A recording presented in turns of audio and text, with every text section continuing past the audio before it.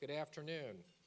I would like to thank the U.S. China Business Council, the U.S. Chamber, and the China General Chamber for hosting this wonderful event for us and our distinguished guests.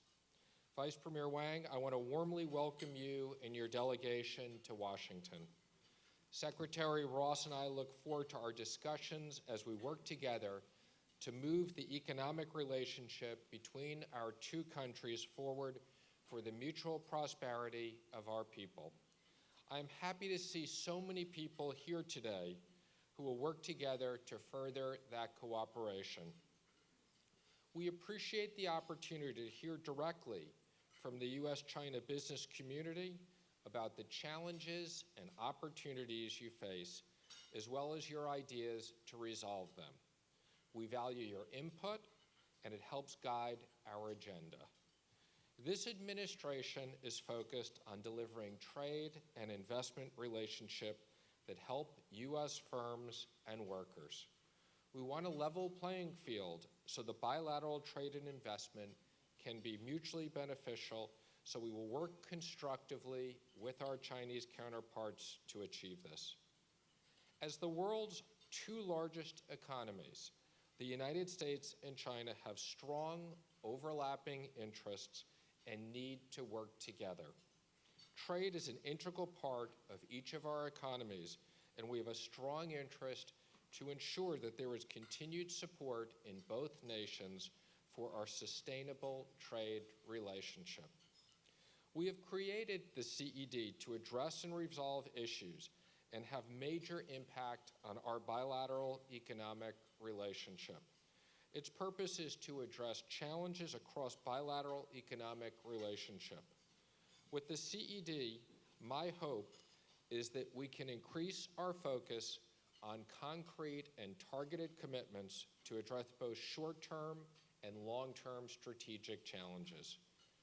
We have moved swiftly to establish the CED at our meetings of our presidents at Mar-a-Lago in April.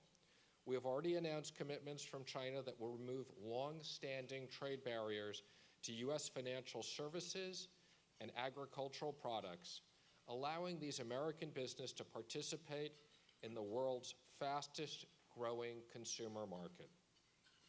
The reopening of China's market to American beef is an example of the results-oriented approach this administration has taken in our engagement with China. We still have work to do with China to achieve a balanced relationship that is based on reciprocity. This relationship will provide more opportunities for us and for exporters and companies to compete. This means working to lift foreign ownership restrictions so U.S. companies can participate more fully in China's growing financial services sector. It means working with China to resolve barriers to trade in its information and communications technology.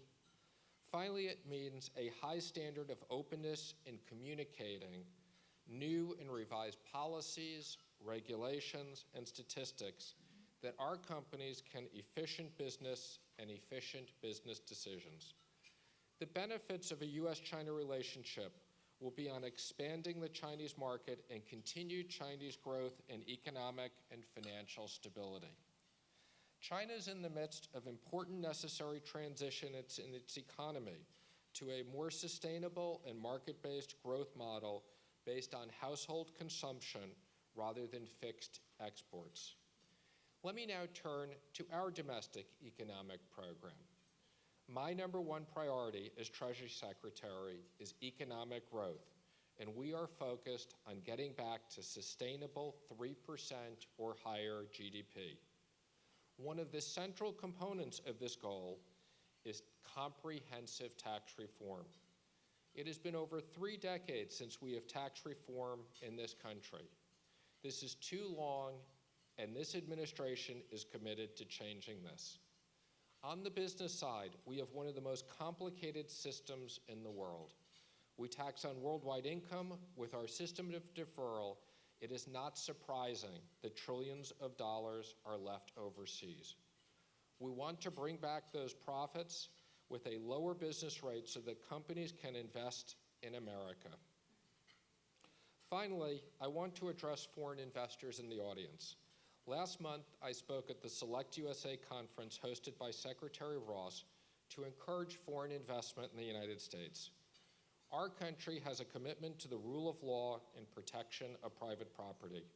We are innovative and entrepreneurial society with one of the highest levels of labor productivity in the world. This is an incredible place to do business, and with tax reform and regulatory relief, it will be even more so. So thank you all for being here. I am looking forward to the work we can do together to strengthen the economies of both of our nations.